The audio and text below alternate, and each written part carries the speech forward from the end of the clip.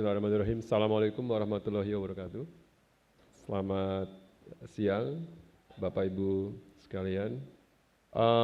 Pertama, izinkan kami menyampaikan permohonan maaf karena seyogianya Bapak Deputi akan hadir langsung dalam memberikan sambutan, namun karena beliau sendiri acara di Hotel Borobudur dan ternyata agak sedikit molor, jadi yang seyogianya beliau bisa hadir tepat waktu, diminta kami untuk mewakili beliau.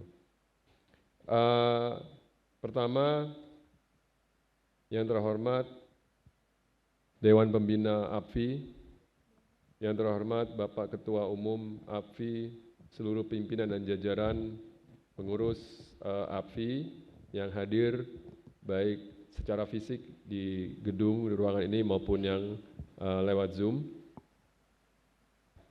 Pertama, marilah kita memanjatkan puji syukur kehadirat Allah Subhanahu wa Ta'ala, Tuhan Yang Maha Esa, karena kita bisa berkumpul dalam keadaan sehat pada siang sore hari ini dalam acara musyawarah Nasional Asosiasi Vaporizer Indonesia atau APFI di tahun 2023. Saya mengucapkan selamat kepada seluruh jajaran APFI atas kerja kerasnya selama ini dalam menciptakan lapangan pekerjaan melalui ribuan anggota APFI yang tersebar di seluruh wilayah di Indonesia. Semoga kedepannya APFI terus mampu mengawal kolaborasi berkelanjutan di Indonesia ini. Bapak Ibu hadirin sekalian, izinkan saya juga membacakan sambutan yang sedianya akan dibacakan oleh Bapak Deputi. Pertama, seperti kita ketahui bersama bahwa di tengah kondisi perekonomian global yang melambat, ditandai dengan menurunnya tren harga komoditas, khususnya untuk komoditas-komoditas utama ekspor Indonesia, Indonesia masih tumbuh positif. Pada kuartal kedua tahun 2023, kita masih bisa tumbuh sekitar 5,17% year on year, atau kalau dihitung secara quarter to quarter kita masih bisa tumbuh positif di angka 3,86%. Hal ini mengakumulasi pertumbuhan pada semester pertama tahun 2023 menjadi sekitar 5,11%. Jadi pertumbuhan ini menunjukkan bahwa perekonomian Indonesia itu cukup kuat, cukup solid. Selama 7 triwulan berturut-turut kita bisa tumbuh di atas 5%. Pertumbuhan ekonomi Indonesia di atas 5% ini juga diperkuat dengan terjaganya tingkat inflasi di Indonesia. Di tahun 2023 kemarin, Ibu Bapak sekalian, Indonesia juga ditahbiskan menjadi salah satu negara berpendapatan menengah ke atas.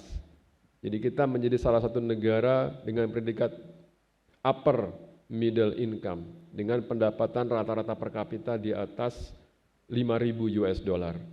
Tentu hal ini sangat membanggakan dan kita harapkan nanti sampai dengan tahun 2045 sesuai dengan rencana Indonesia Emas 2045, maka Indonesia akan menjadi salah satu kekuatan ekonomi global dan bisa menjadi negara dengan berpendapatan per kapita di atas 30.000 US dollar. Dan ini tentu juga menjadi salah satu prestasi kita semua. Ibu Bapak sekalian, pertumbuhan ekonomi yang ekspansif ini juga didukung oleh pertumbuhan sektor industri manufaktur yang tumbuh sekitar 4,88% dengan kontribusi terhadap PDB sekitar 18%. Selain itu, pada bulan September yang baru saja Ibu Bapak, kita mencatat pertumbuhan Purchasing Managers Index kita kembali pada tahap ekspansif.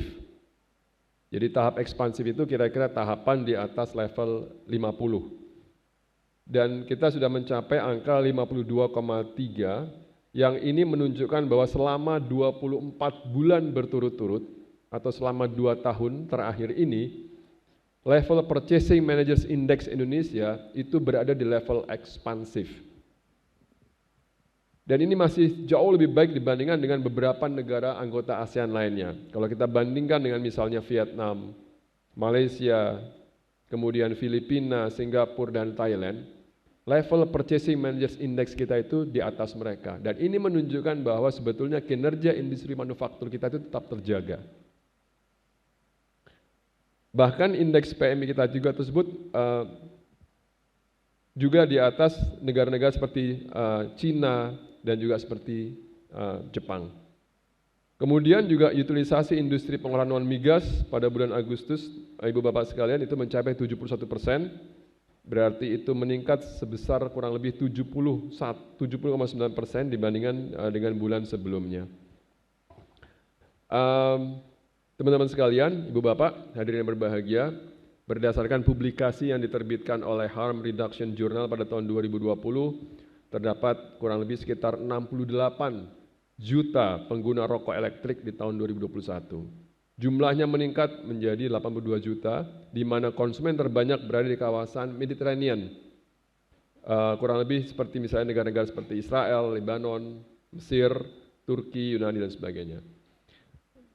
Nah, saat ini memang pengguna rokok elektrik bukan hanya menyasar kepada anak-anak saja, tetapi juga sudah menyasar kepada anak-anak muda saja, tapi juga sudah menjadi salah satu pilihan bagi orang dewasa. Di beberapa negara terdapat lebih dari 50% penduduk dewasa yang menggunakan rokok elektrik, ya, seperti negara-negara di Rusia, Romania, Ukraina, tentu Ibu Bapak dan teman-teman semuanya lebih familiar. Kemudian juga 30% lebih penduduk dewasa menggunakan rokok elektrik seperti negara-negara di kawasan Cina, Costa Rica, Uruguay, Meksiko, dan seterusnya. Jadi hal ini tentu menunjukkan bahwa pangsa pasar ini menjadi cukup besar dan cukup menarik bagi perkembangan industri rokok elektrik. Tadi juga sudah disampaikan dalam video yang sudah ditampilkan, kaleidoskop dan cerita sejarah bagaimana rokok elektrik itu berkembang di Indonesia. Ibu Bapak sekalian, kinerja penerimaan cukai hasil tembakau 2022 juga menunjukkan hal yang kurang lebih sama. Ya, itu mencapai 218,62 triliun rupiah. Berarti ini mencapai 104% lebih tinggi dibandingkan dengan target yang ditetapkan melalui APBN. Nah, cukai hasil tembakau mengalami kenaikan kurang lebih sekitar 15,8% secara year on year. Industri hasil tembakau lainnya atau HPTL, khususnya industri rokok elektrik, telah mengalami perkembangan yang cukup pesat dalam beberapa tahun terakhir ini, di mana saat ini terdapat kurang lebih 207 ya, pabrik rokok elektrik di Indonesia dengan dominasi rokok elektrik cair sistem terbuka, dengan total penerimaan cukai pada tahun 2022 sebesar kurang lebih 1 triliun atau sekitar 1% dari total penerimaan cukai industri hasil tembakau. Ibu Bapak sekalian, selama 5 tahun terakhir industri rokok elektrik atau RL ini dan HPTL di Indonesia telah menunjukkan pertumbuhan yang sangat baik, fenomenal, dengan meningkatkan penerimaan cukai yang sangat tinggi. Dan ini mencerminkan dinamika pasar yang positif sebetulnya dan adaptasi konsumen terhadap produk-produk tembakau modern. Ibu Bapak sekalian, menurut data APFI yang kami dapatkan, hingga saat ini terdapat, mohon izin Pak Ketua, barangkali nanti nilainya atau angkanya bisa dikoreksi, ada kurang lebih sekitar 1.100 anggota pelaku industri APFI yang terdaftar, termasuk di dalamnya ada 100 distributor, ada 200 produsen, dan sisanya adalah retailer, Bapak Ketum. Jadi ini justru angka yang sangat tinggi, dengan tenaga kerja yang terlibat dalam sektor ini sekitar 80.000 tenaga kerja. Dan ini yang tadi kami sampaikan bahwa kontribusi APFI dalam mendorong perekonomian, menyerap tenaga kerja sangat konkret terlihat. Dan hal ini menunjukkan bahwa gambaran sektor HPTL memberikan peran yang sangat penting untuk menciptakan lapangan kerja dan memberikan efek domino untuk pertumbuhan ekonomi kita. Tidak dapat dipungkiri bahwa industri dan bisnis rokok elektrik ini telah mengalami perkembangan yang cukup pesat, namun tentu kedepannya jalan masih cukup panjang, Pak Ketum. Tantangan dan hambatan tentu saja tetap masih ada. Produk-produk vape atau vape ilegal tadi juga sudah disampaikan akan terus bisa menjadi tantangan. Penyalahgunaan produk dengan menambahkan substansi lain, dan ini juga menjadi catatan kita bersama. Nah, sebelum itu kami pemerintah tentu juga berkomitmen untuk meningkatkan intensitas dan konsistensi untuk kita bisa sama-sama berkolaborasi dengan para stakeholders untuk menanggulangi isu HPTL dan rokok elektrik ilegal.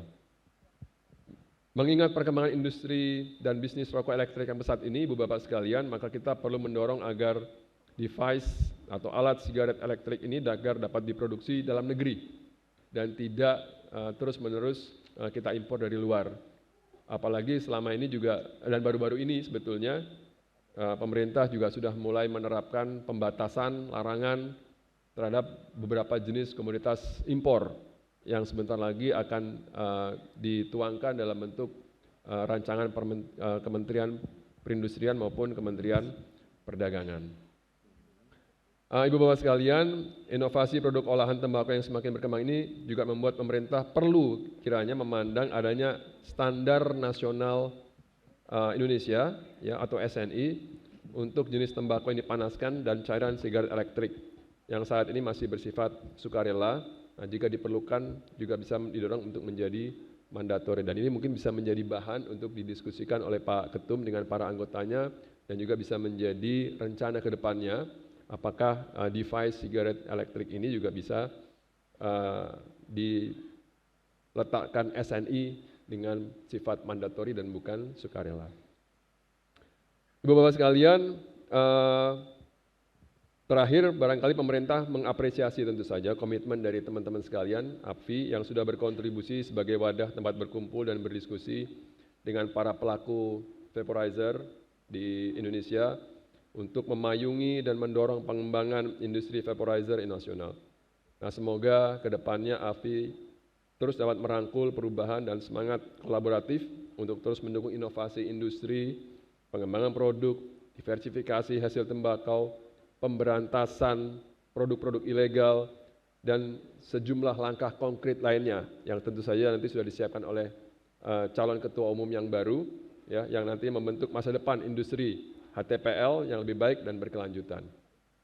Mungkin demikian Ibu Bapak sekalian sambutan dari kami, semoga pelaksanaan musyawarah nasional Asosiasi Personal Vaporizer Indonesia atau APVI tahun 2023 ini yang sekaligus nanti juga akan memilih calon ketua umum yang barunya berjalan dengan lancar hingga akhir acara. Sekali lagi ini merupakan kesempatan yang sangat baik untuk mengajak seluruh para pelaku industri vaporizer memberikan perubahan positif bagi industri serta menjadi momentum keberlanjutan dan terobosan inovasi perkembangan industri di Indonesia. Terima kasih Bapak Ibu sekalian. Wassalamualaikum warahmatullahi wabarakatuh.